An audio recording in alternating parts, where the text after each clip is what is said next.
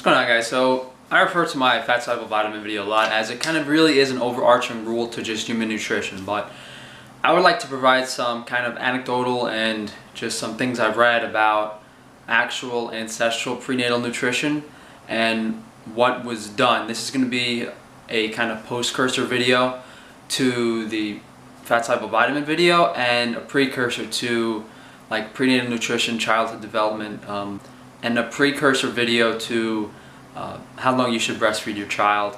So this video is going to include pretty much everything you need to do, from the health of the sperm and the egg, in contraception, to prenatal health, to postnatal nursing health, to early childhood development.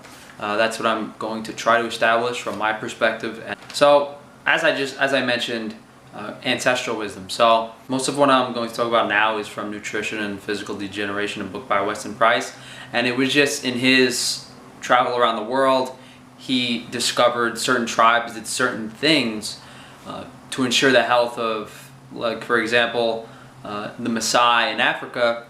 As some of you know, they're cattle herders. They drink milk, they drink blood. There's a it's called fibrin, I believe, in the blood that gets whipped up after the blood coagulates.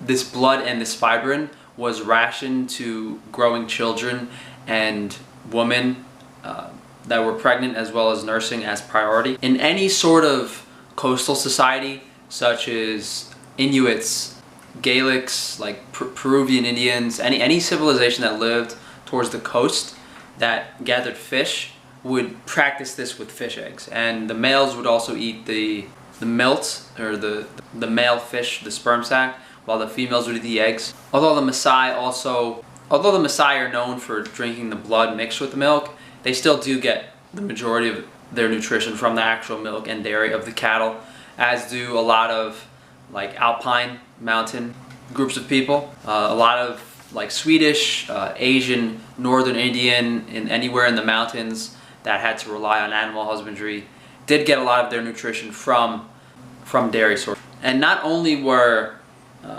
they focusing their nutrition on these certain animal sources, in some cases in certain African tribes, like women would have to be on a diet of like dairy from spring or summer cattle that were getting nutrition from quick growing pasture in order to ensure that they were healthy enough for marriage. So they literally would have to be on this diet for 6 months before marriage, so that when they conceive, the child would be as healthy as possible.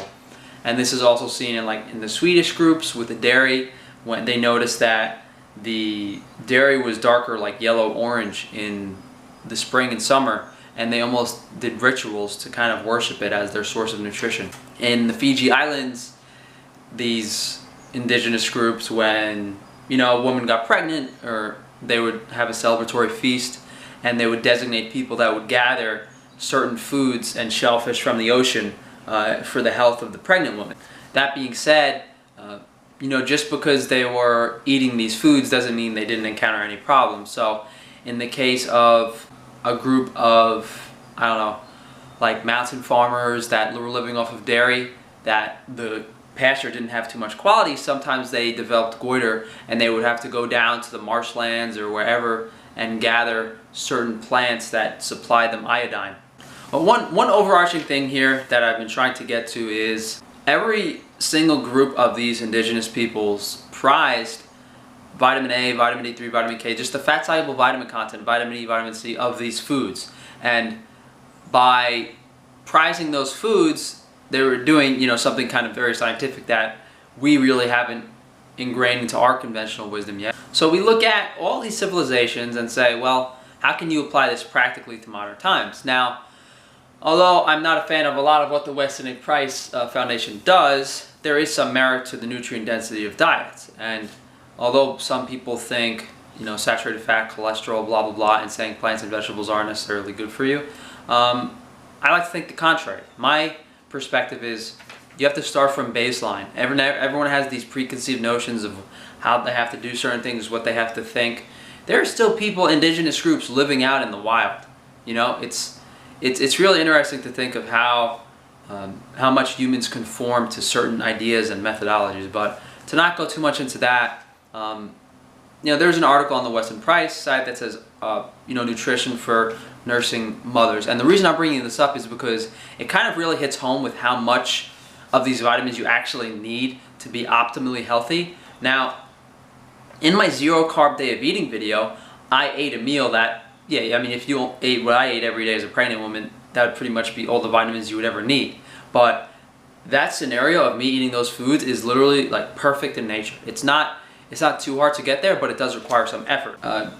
So this article recommended you take 20,000 IU of vitamin A in the form of cod liver oil with some corresponding amounts of vitamin D3. They recommended you drink a quart of milk, at least 4 tablespoons of butter, and 2 eggs per day for various fat-soluble vitamin content, as well as consuming lots of oily fish, even preferably fish organ meats, and maybe liver once or twice a week. But the fish, preferably every day, fatty fish for its vitamin content. But the major focus of this video is to really emphasize, if you are a pregnant or nursing woman and you're trying to maximize the nutrient density of your diet and the health of your diet, what makes the most sense? You want to consume the foods that have the most vitamins and minerals, right? So how do you do that? Well, you get the majority of your calories from high vitamin and mineral foods, right? Until you develop an understanding of what those foods are, you can't really go anywhere. That's why if you look at, I will link these studies, if you look at miscarriage rates, if you look at autism rates, if you look at disease rates and just general well-being of the population, it's getting worse. Miscarriage rates are going up. Autism rates are going up. How does that make any sense? What can you blame? I'm not educated enough to really blame anything in specific or go into various, metabolic functions and causes for those things. But I do know is that we're not eating foods we should be eating, and it's amazing how if you look at how humans evolved and various indigenous cultures and what they prize in regards to health, and we're not even close to hitting the mark really. So hopefully this video turns some of you on to watching my other videos, or even just doing some research and just developing an understanding. The reason I suggest my videos is because I throw a bunch of ideas out there and get you guys thinking about a few things. So I'm sure if you watch these and you're not familiar with my understanding of nutrition, you take notes here and there and have a few different things to look into. Whereas if you do your own research and try to look into these things, you might come up with one thing one day, and then another few weeks you come up with another thing. The more people you involve with something, I find the more perspectives you have, the more decisions you can make. If you have someone come up to you and rattle off like 5 or 10 questions about your diet, as opposed to you having to think those up and look for them yourself, it's a world of a difference. So thank you guys for watching. If there's any other videos related to this you'd like me to do, please let me know. If you want to read more about these types of societies, I can't really recommend too many books. I mean, The Fat of the Land might have some, Primal Body, Primal Mind, of course, Nutrition and Physical Degeneration might have some information. You're gonna have to look into like Native American groups, indigenous groups, and all of those things.